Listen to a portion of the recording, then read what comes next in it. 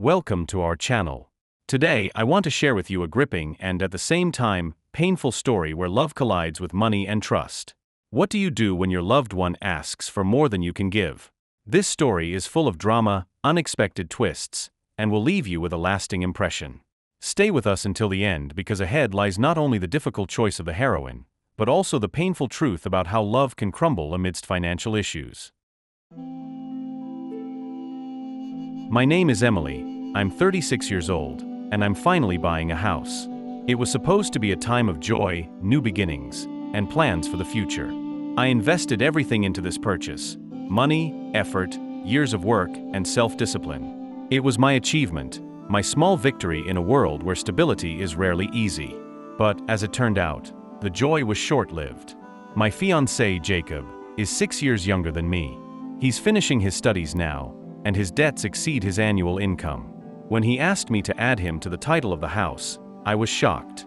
After all, he couldn't contribute a penny to the mortgage, and all the expenses fell on my shoulders. I was always ready to accept that because I love him and believe in his future. But this request, it made me stop and think. Jacob said that if I didn't add him to the title, it meant I didn't see us as a team. It was painful to hear. I had always considered us a team. When we went on vacations, I paid for everything: tickets, hotels. When we rented an apartment, I covered most of the rent. I even bought myself an engagement ring because he couldn't afford it. I never complained, never reproached him for not being able to do something. But this request, to become a co-owner of the house he wasn't paying for, was something entirely different for me. "You don't understand what this means to me," he said one evening as we sat on the couch. I saw the anxiety in his eyes, but I couldn't agree with him. "It's not because I don't believe in us," I replied. "It's just not reasonable. You have so much debt, it would ruin our mortgage rate. I can't risk everything I have." He silently got up and went into another room. I watched him leave, feeling a wall growing between us. I had always thought he understood how much I was doing for us. But now everything looked different. The next morning, the conversation resumed, but the tension remained. Jacob sat across from me, his gaze tired, his voice soft, but there was pain in his words.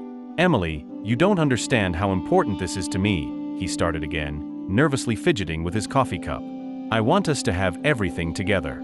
I don't want to feel like I'm living in a house that isn't mine. It's like a reminder that I'm not equal to you, that you're the boss in this relationship." I looked at him and felt a tightening inside. I loved him, but his words seemed to drain the strength from me. I didn't know how to explain my position without hurting him even more. "Jacob, I understand how you feel," I cautiously replied, choosing my words. "But let's be honest.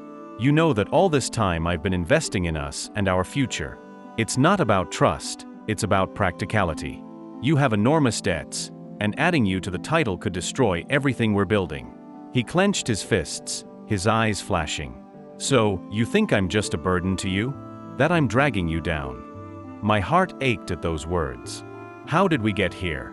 How could two people who planned to spend their lives together become so distant?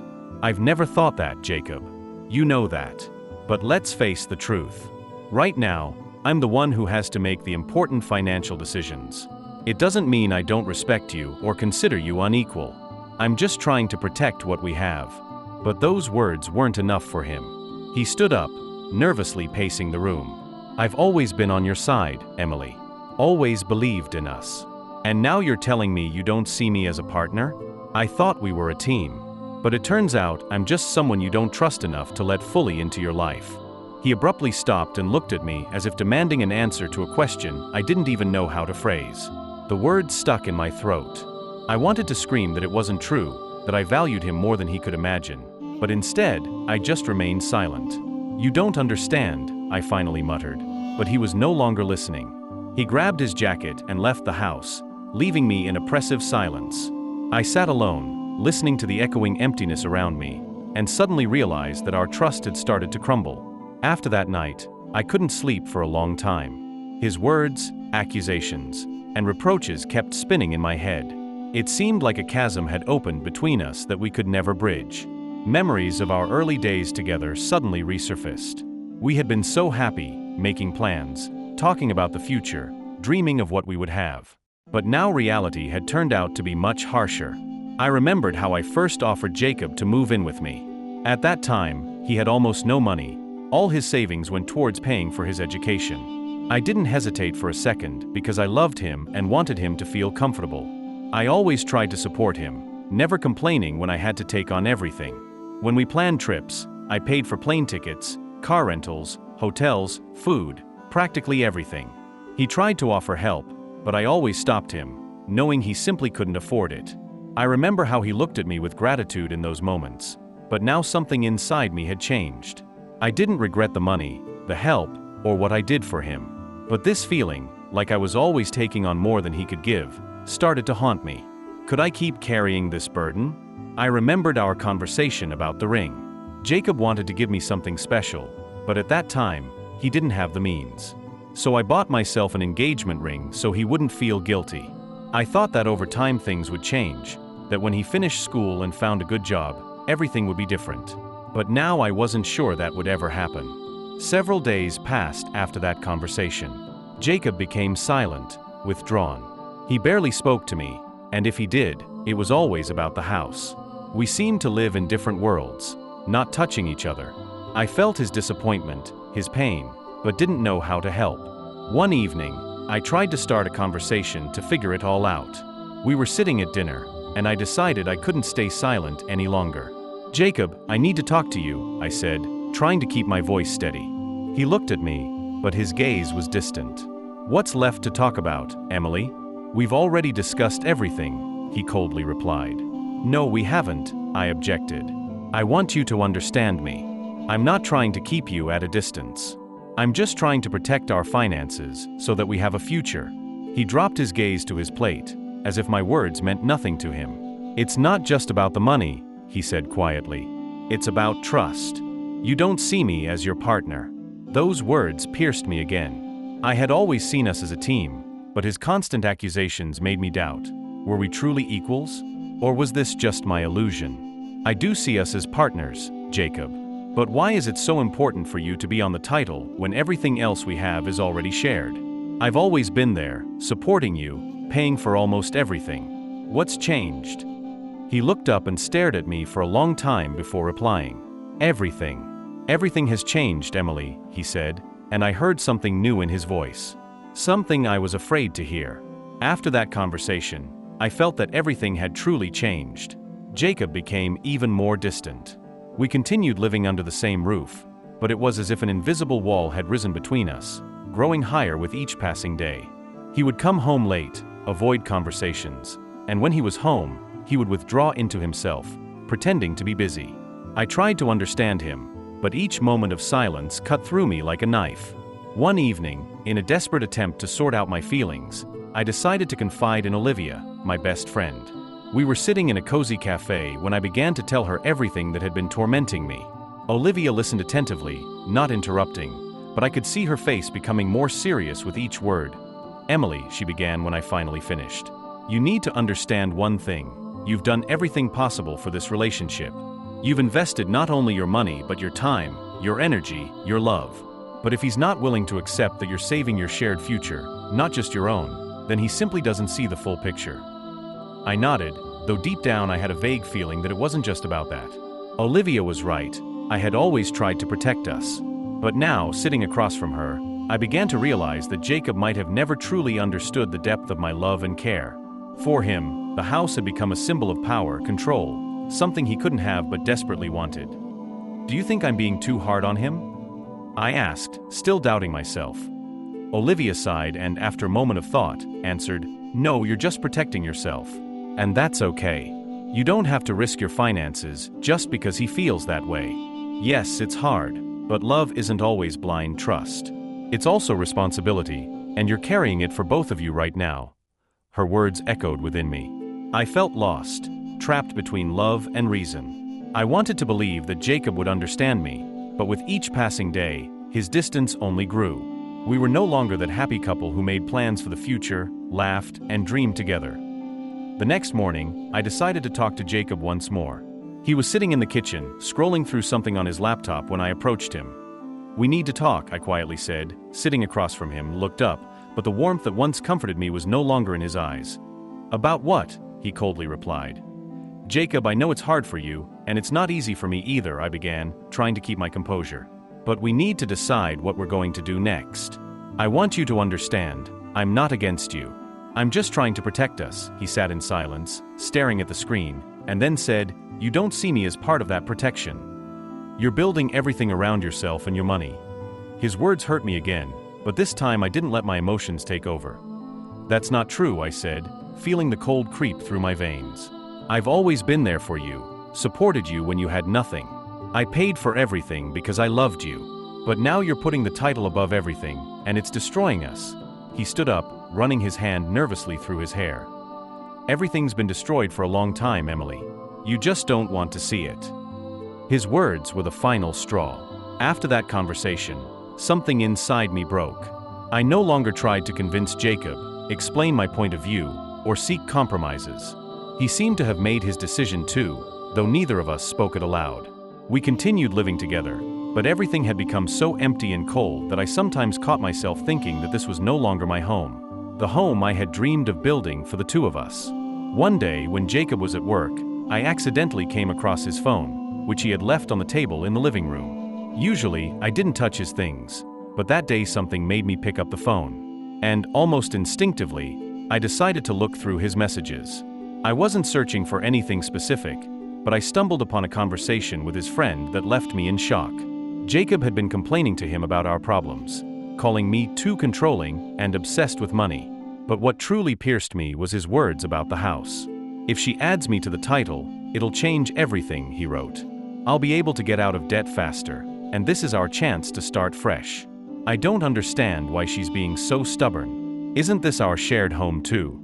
I felt the ground slip out from under me. He had mentioned before that the house was a symbol of our life together, but now it was clear that, for him, it was just a chance to improve his financial situation.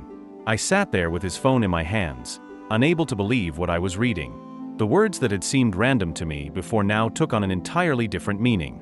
I felt sick at the realization that Jacob might have seen my efforts as merely an opportunity for his own well-being. He had always talked about love, about how we were a team, but now his true motives were clear. The house wasn't a symbol of our life together, but a way to solve his problems. When he returned from work, I already knew what I needed to say.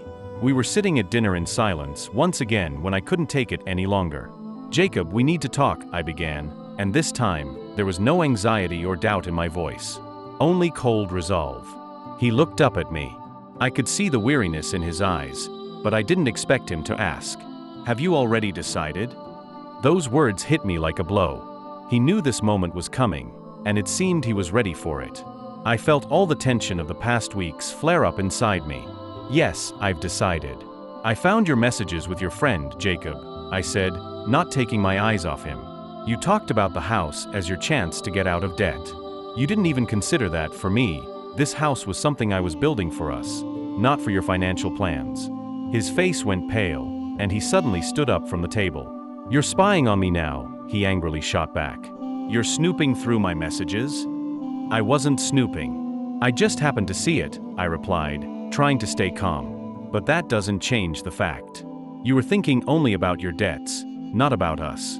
He turned away, nervously rubbing his temples.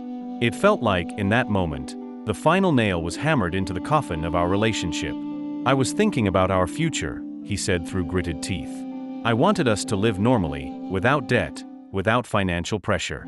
But you always put money above everything, Emily. You just don't want to see that I'm trying for us too. But you're trying for yourself, I replied. Not for us. We stood facing each other, and the silence in the room was deafening. Every word he spoke, every thought in my mind seemed to tear apart what once bound us together. I looked at Jacob, seeing a completely different person than the one I thought I knew. Everything he had said over the past weeks suddenly became clear, as if a veil had been lifted from my eyes. He had been trying to justify his actions, but the truth was obvious. Our relationship had been falling apart for a long time.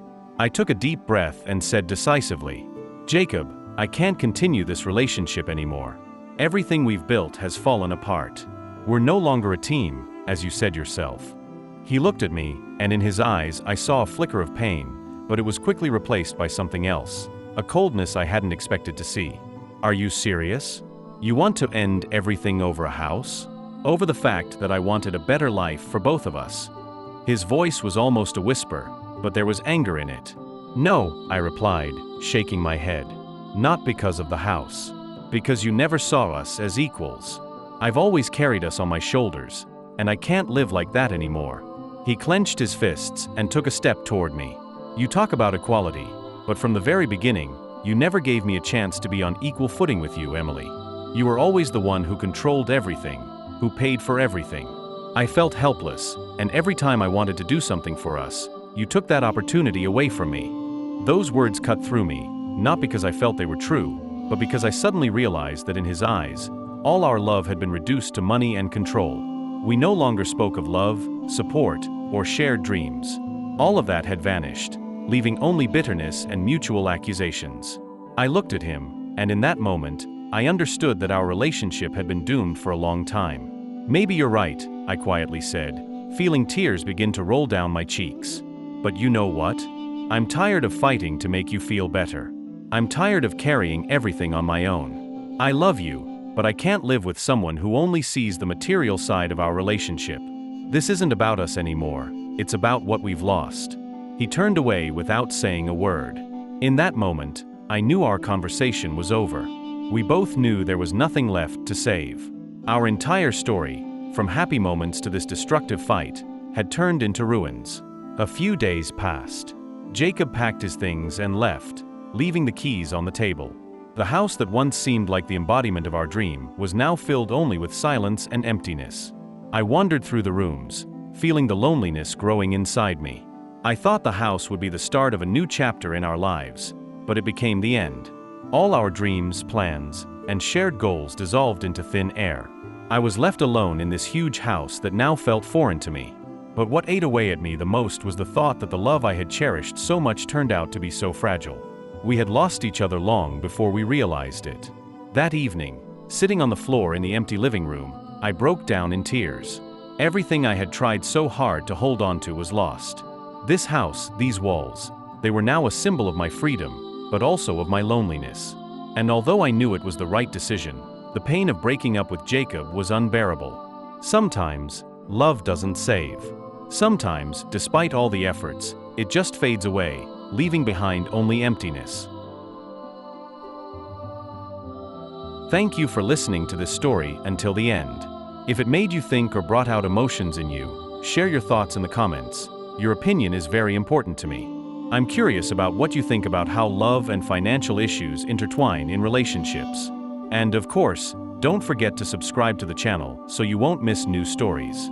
Your feedback helps me create more and more interesting and captivating plots. See you next time.